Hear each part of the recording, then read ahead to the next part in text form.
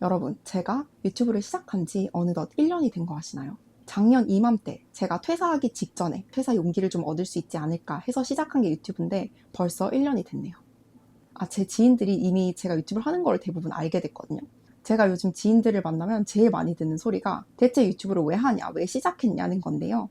시작했던 계기는 조금 전에 말씀드린 바와 같고, 그런데 지금 이미 퇴사도 했고 지금 왜 이런 상황에서 계속 유튜브를 하는지에 대해서는 저도 솔직히 말해서는 목적성이 좀 모호한 측면이 있어요. 이게 시간과 노력은 정말 많이 들어가는데 결코 제가 여기서 유의미한 경제적인 수익을 얻고 있지는 않다 보니까 언제까지 계속할 수 있을까? 내가 왜 이걸 하고 있는 거지? 이런 생각들이 많이 들기는 합니다. 그래도 기본적으로는 저도 처음 해보는 분야에서 조금씩 성과를 만들어 나간다는 게 재밌기도 하고, 정말 나만의 힘으로 영상을 만들어서 올리고 또 여러분들께서 그걸 보고 공감해 주신다는 게 기쁜 일이기도 하기 때문에, 비록 목적성이 좀 미약하긴 하지만 그래도 꾸준히 하고는 있다는 점. 제가 처음 작년 초에 유튜브를 시작했을 때는 왠지 한 주에 하나는 업로드를 해야 될 것 같다는 압박감에 주 1회 업로드를 했었는데요. 한 2학기쯤 되니까 이게 더 이상 지속 불가능하다는 걸 깨달았어요.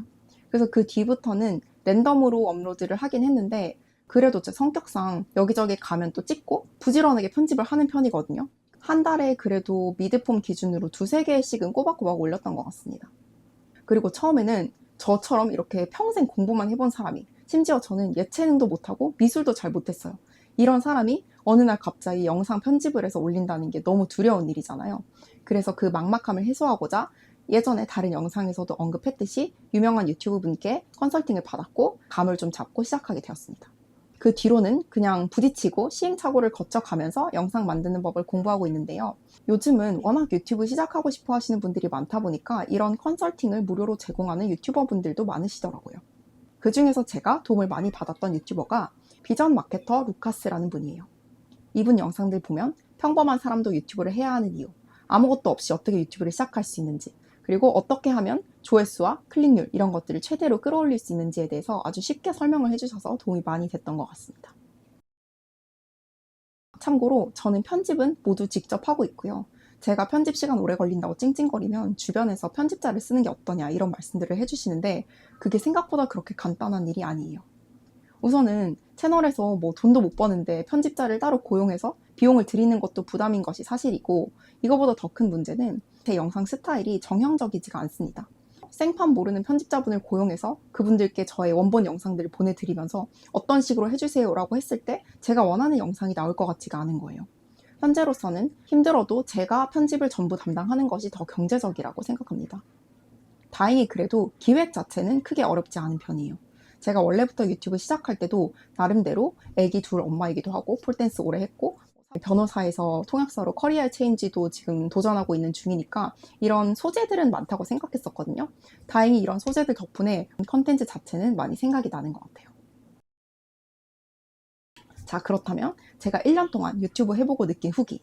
일단 딱 한 줄로 말하자면 정말 생각보다는 만만치 않았다라는 것입니다. 저는 솔직히 말하면 작년 유튜브를 딱 시작할 때는 되게 건방지게도 그래도 나 정도로 이렇게 컨텐츠 거리가 많은 사람이 유튜브를 시작하면 좀 잘 되지 않을까라는 생각을 했었어요.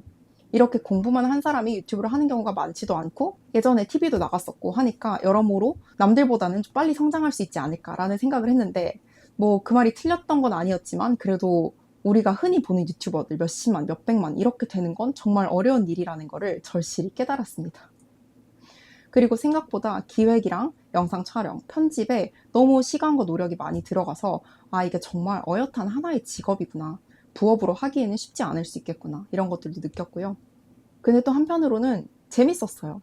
이렇게 영상을 내 힘으로 스스로 만들고 올리고 사람들이 내 영상을 실제로 봐주고 이런 일련의 과정이 너무 신기하고 감사했고요. 또 평생 컨텐츠를 소비만 했었잖아요. 그런데 생산자의 관점이 되어보는 것도 재밌더라고요. 유튜브를 시작하게 되면 유튜브 스튜디오라는 앱을 쓰거든요. 근데 여기 보면 정말 5만 가지 통계가 다 나와요. 각 영상의 클릭률이랑 시청 지속 시간은 물론이고 시청자 층이 어떤지, 뭐 무슨 시간대에 많이 보는지, 남녀 비율, 시청자들이 즐겨 보는 다른 채널들까지 다 나옵니다. 그런데 여기서 또 신기한 게 각 영상마다 조회수 수익 단가가 같지가 않습니다. 유튜브 기준에서 판단했을 때 돈을 잘 쓸 것 같은, 즉 구매력이 높다고 생각되는 사람들이 많이 보는 영상을 조회수 단가를 더 높게 쳐줘요. 그래서 제 영상 중에 30대 여성들, 어머니들이 많이 보셨을 것 같은 영상이 단가가 가장 높게 나왔습니다. 이런 것들도 신기하지 않나요? 제가 생산자 입장이 안 되어봤으면 모르고 살았을 것들을 안다는 게 재밌었어요. 그렇다면 단점은 뭐냐? 당연히 압도적으로 시간이 너무 많이 들고 신경 쓸 게 많다는 겁니다. 이게 직업이면 모르겠는데 저처럼 이것저것 육아하고 공부하는 와중에 이 영상들을 이 정도 주기로 편집해서 올리는 게 정말 쉽지는 않았던 것 같아요. 그리고 그러다 보면 점차 인생에서 우선순위가 좀 잘못 정립되는 게 아닌가라는 불안감도 들고, 그게 가장 큰 단점이었습니다. 그리고 두 번째로는 제가 아직도 카메라 보고 말하는 게 너무 힘들어요. 지금도 사실은 이렇게 매끄럽게 편집이 돼서 올라가겠지만 정말 많이 버벅이고 컷 편집을 무수히 많이 하거든요. 저는 처음에는 이게 한두 달 지나면 괜찮아질 줄 알았는데 1년이 지나도 이렇게 카메라 울렁증이 있는 걸 보면 저는 그냥 카메라 보고 말을 못하는 사람인 것 같아요. 그게 두 번째 힘듦이었고요. 마지막으로는 저는 그냥 제가 원하는 영상 올리고 그걸 좋아해 주시는 분들과 소통하고 그러고 싶은데 조회수, 결과에 연연하게 되더라고요. 열심히 몇십 시간 걸려서 영상을 만들어서 올렸는데 결과가 안 좋고 조회수가 낮으면 굉장히 실망감이 큽니다. 그래서 이걸 신경을 안 쓸 수가 없고 계속 어플 들어가서 체크하고 그런 내 자신이 너무 한심하게 느껴지고 싫었던 것 같아요.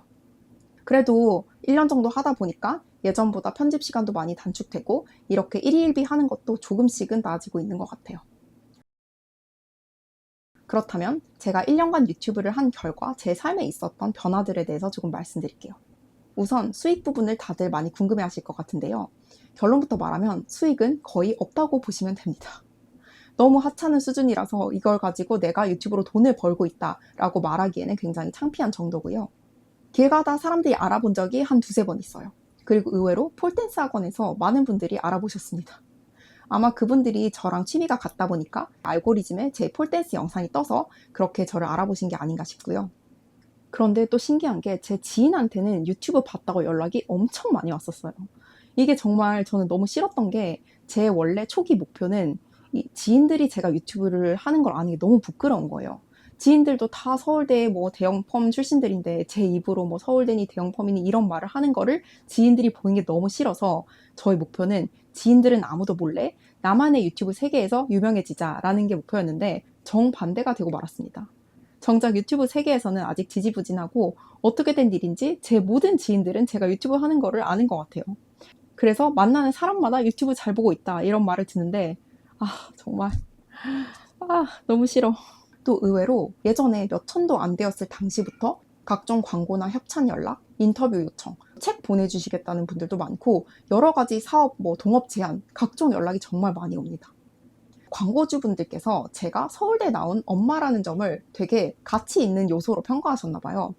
그래서 학습지, 유아교육, 영어 어플 이런 곳에서 광고가 많이 들어왔는데 제가 육아관 자체가 좀 방임주의다 보니까 학습지 광고 같은 건 저랑 좀 안 맞는 성격이 있었어요.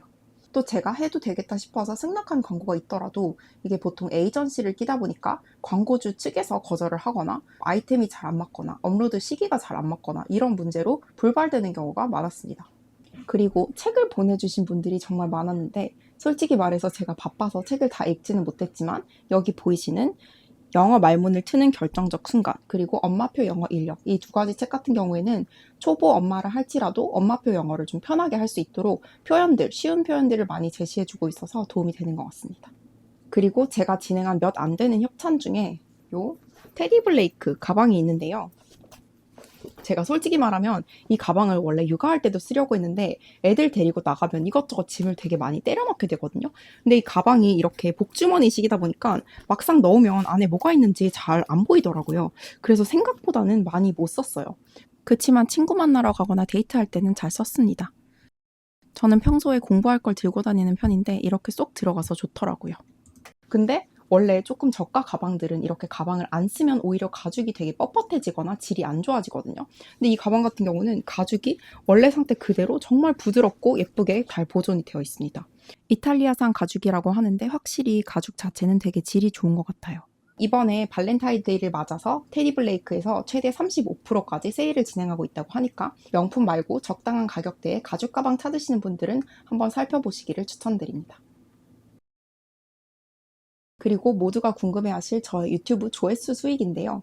아까 말씀드렸다시피 정말 너무 미미해서 거의 없다고 봐도 무방한 수준입니다. 일단 제가 처음 수익을 창출한 게 작년 5월이었거든요. 그때 영상 하나가 몇십만 회가 나왔어요. 그랬더니 수익이 이달에 355불이 나왔습니다. 이 정도면 한국 돈으로 거의 40 얼마, 50 가까이 됐던 것 같은데 영상 하나만 몇십만 회가 나와도 몇십만 원대의 수익은 들어온다는 거. 그런데 안타깝게도 그 뒤로는 점점 수익이 보시다시피 줄면서 심지어는 이 조회수 수익이 실제로 입금이 되려면 월 기준 100불을 넘어야 돼요. 그런데 100불조차 넘기지 못해서 두 달에 한 번씩 입금이 되고 있습니다. 그 금액도 두 달에 합쳐서 163불 정도니까 거의 한 달에 10만 원 남짓이라고 보면 되겠네요. 이 정도로 아직 유튜브 조회수 수익은 저에게 그닥 경제적인 동기부여가 안 된다는 거. 그렇습니다. 이렇게 제가 1년간 유튜브를 하면서 느꼈던 점들을 어느 정도는 말씀드린 것 같은데요. 살기차. 오케이. 지금 남편이 애들을 봐주고 있어서 후딱 촬영을 마무리해 볼게요. 제가 유튜브에 관련한 영상들을 꽤 찾아보는 편인데 하나 정말 공감이 되는 말이 있었던 게 유튜브를 하는 것은 마치 전단지를 뿌려주는 것과 같다는 거예요. 내가 좋아하고 잘하는 분야에 대해서 한번 영상을 만들어서 올려놓으면 그 전단지가 스스로를 알아서 이렇게 뿌리면서 나를 필요로 하거나 나를 원하는 사람한테 찾아간다는 거예요. 그래서 내가 가만히 있더라도 그 영상들은 계속 돌고 돌면서 나를 홍보해 준다는 건데요. 이 말이 정말 많이 공감이 됐고 실제로 저도 지금 생각해보면 유튜브에서 얻은 가장 큰 성과 중에 하나는 이렇게 저를 필요로 하고 공감해주는 사람들을 몇 명 실제로 만났다는 거예요. 제가 작년 여름쯤에 인그올 광고를 진행했었는데 거기 CEO인 예은이랑도 친해졌고 그 이외에도 이런저런 사유로 연락을 주시거나 통대 후배들 중에서도 제 영상을 보고 감명을 받았다면서 친해진 친구들이 있었어요. 이렇게 유튜브를 하지 않고 살았더라면 절대 얻지 못했을 기회들을 얻을 수 있다는 게 유튜브의 가장 큰 매력인 것 같습니다. 그렇다고 해서 제가 모두에게 유튜브를 추천하느냐? 이건 결코 아닌 것 같아요. 제가 생각하기에 유튜브를 추천할 만한 분들은 본인의 뚜렷한 사업이 있거나 현재 직장을 다니고 있다고 하더라도 확고한 취미가 있고 그걸 바탕으로 퇴사를 해서 그 일을 해보고 싶다. 이런 뚜렷한 목표의식과 취미가 있는 분들이라면 유튜브를 시작해봐도 좋을 것 같아요.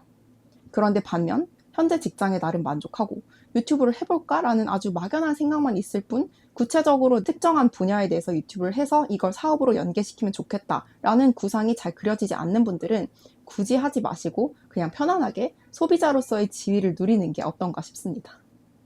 저는 유튜브가 정말 재밌기 때문에 앞으로도 계속 하고 싶긴 한데 이제 곧 개강이잖아요. 그리고 2학년이 되면 저희가 동시통역이란 걸 배우기 때문에 더더 바쁘고 헬이 될 거란 말이죠.